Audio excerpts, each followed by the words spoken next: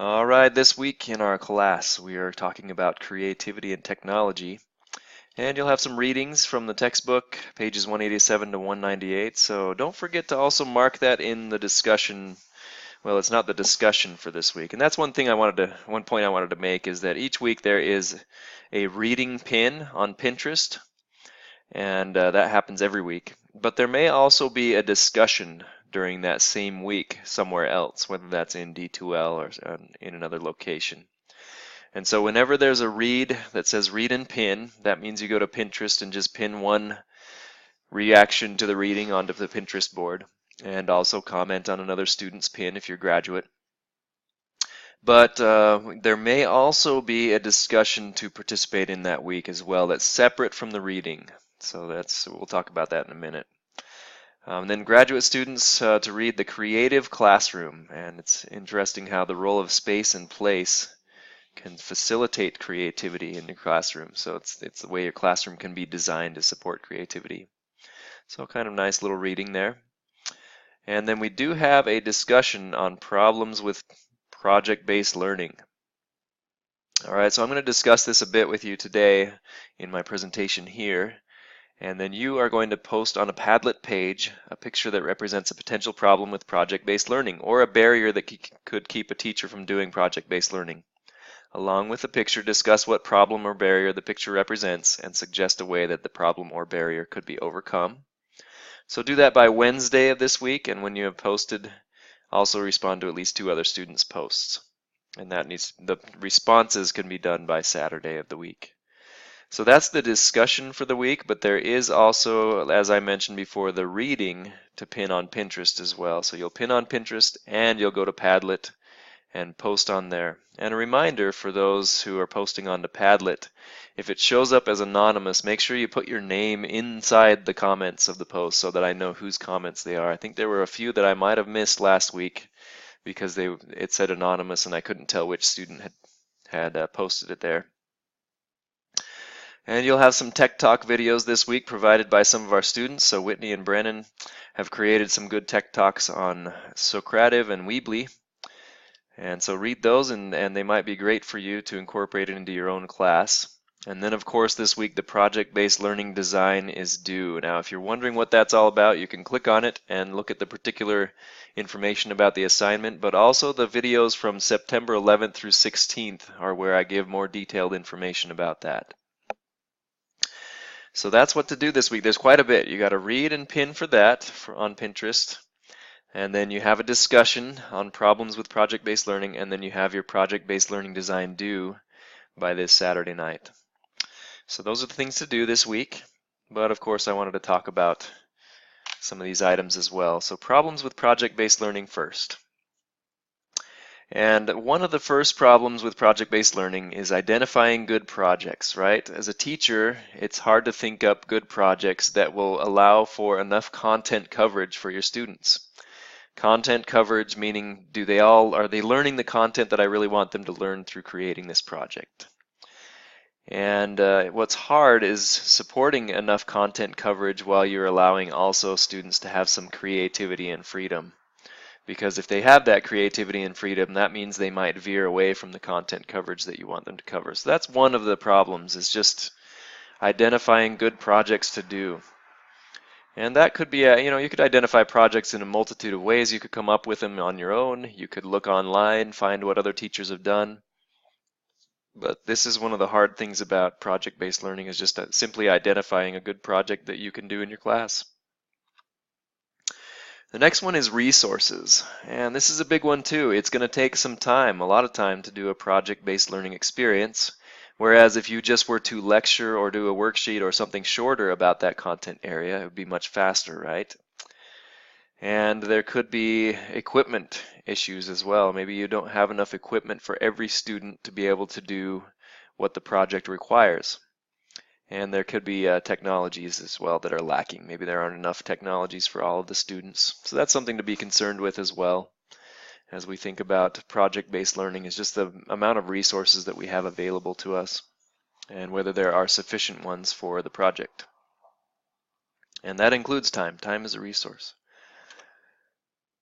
Another one is content coverage, and we've already talked about that with the first one, identifying a good project that covers the content, right? But in project-based learning, it bears mentioning again that content coverage is an issue. So you might have various students playing various roles during the project, and you might have depth and not breadth. In other words, you might go into a concept in a very deep way for part of a project. Students might learn that one concept very deeply, but maybe they would spend a lot of time doing that and therefore not cover other concepts and other content that you wish they would have covered. And that can be an issue as well. It's just projects tend to be a depth. But there are people who would argue too that you really don't know something until you've learned it in depth. That if you learn it in breadth, you're probably going to forget it next year. And that's actually a pretty good argument from a psychological standpoint. And then finally, ensuring mastery. And that's again, students might play various roles during the project, and so the idea here is that maybe one student plays a certain role and they don't cover certain content. They don't cover target content that you want them to cover.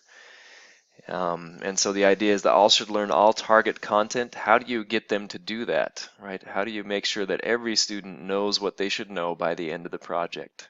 And they're not just maybe following along and not doing their part and not learning the parts of project-based learning that you have. So there are various strategies that can help overcome these problems, and that's what we're talking about this week in the discussion. Maybe there are some strategies that can overcome these 4 items. Again, identifying good projects is a tough one. Resources is an issue. Content coverage is an issue. And ensuring mastery, meaning ensuring that each student learns what they should learn. So those are the problems with project-based learning. You're going to discuss those in the discussion for this week. I also wanted to talk a little on creativity and technology in the classroom from the book. I like how he talks about how robots make the best students because they follow directions, they do everything exactly how you want them to do it, right? But that's probably not the point of education. It's not the point to create robots. Instead, we want to create guys like these. The truth is, Steve Jobs and Albert Einstein never made good students. They were never very good students. They were never ones to follow directions or to draw within the lines, so to speak. And so how do we support creativity when we're in this educational system that tries to make us think more militantly, maybe think about think about this, I guess. You know, sometimes the education system is built to create robots. And there are some concepts that have come out recently. This idea of blue collar and white collar workers was an old idea where you know, those who are management positions and so forth, they were the white collar workers, whereas those who were in the working positions were called blue collar because they'd wear blue, that kind of a thing. But now we have this new idea of a black collar, and if you look back at Steve Jobs, what color is his collar? It's a black turtleneck collar that he wears. So the idea is supporting the type of worker that is more creative than just a white collar manager who follows whatever directions he gets from the CEO, or blue collar workers who follow the manager. Instead, a black collar worker is someone who creates, who innovates, who is different, thinks differently, right? That's the cliche from Apple. So a lot of times we've been talked about the world education rankings. You can look these up. You know, which country does best at reading and math and science? If we look here, the US is quite far down the list for reading, and then they go even further down for math and back up a little bit for science, but we're certainly not first. South Korea and Finland. Finland is always the winner, it seems like, in these reading, math, and science studies. But if you look at a different way, I think the US isn't actually doing so bad. And so you can look at the top creative countries, and I'm just scrolling down to find us. We are number 2 actually in the creativity index, with Sweden being number 1 according to one study. I mean, this is only one study. But the top innovative countries anyway, from another list, are the US certainly is in the top 5, Finland below. And so, Finland, take that. No, the point isn't to gloat on this, but the point is to say, let's play to our strengths. let's do a better job of supporting the creativity of our students. And let's focus on that.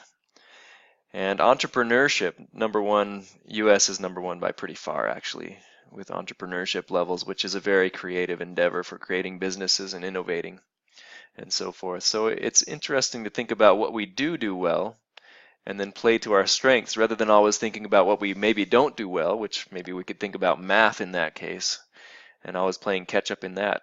Now, obviously we need math and reading and science and those kinds of skills in order to be successful, but maybe we should play to our strengths a little bit more too and spend some more time on this creativity side. And that's why we're doing project-based learning. That's why I do it in many of my classes, because it works so well with technology and it also supports creative problem solving among students. And actually what's happening now is that there are many other countries who are trying to be like us. They are trying to adjust their education system so that they can produce a Steve Jobs, or that they can produce a place where Albert Einstein would flourish.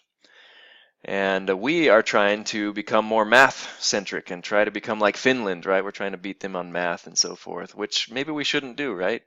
We're all trying to be each other. Maybe we should all just get along. So that's just something to think about, is that oftentimes in the United States, we're trying to become like those other countries that score higher in math or higher in science or whatever it is. And the other countries are trying to become a lot more like us because they see the creativity in us and they think about how they can become more creative because they haven't produced a Steve Jobs yet, or somebody, or multiple people. You could just list a whole bunch of people who have thrived and done well in the United States. Anyway, creativity is not always about art. It's a better way, it could be about a better way of accomplishing a task or solving a problem. So if you think you're not creative, you're probably wrong. And we'll talk a little bit about some of these, but it takes a lot of drive, self-discipline, and hard work and practice to be creative. So that means that it is work. It is hard work to be creative. And these are the kinds of skills. We've probably heard about the concept of grit recently. That's been a popular faddish concept. That's part of this. But myths about creativity include that certain people are not creative and certain people are.